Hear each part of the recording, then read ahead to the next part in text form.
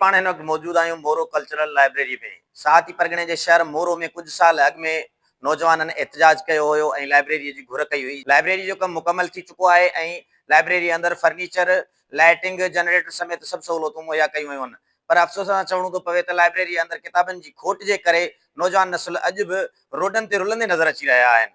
असां सां हिन हवाले सां मौजूदु आहे लाइब्रेरी जो चौकीदार, असां हुन खां पुछंदासीं त हुनजो छा चवणु आहे।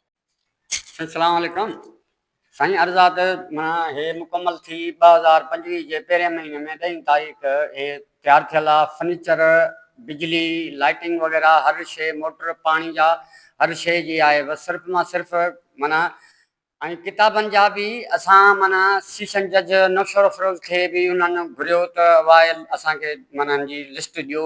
उहा बि लिस्ट असां उते मुस्तफ़ा जोखियो उते माना असांजो इंचार्ज आहे मुस्तफ़ा जोखियो, उहो उते लिस्ट असां ॾेई आया आहियूं। DC साहिब बि हुयो, उनखे लिस्ट असां ॾेई आया आहियूं।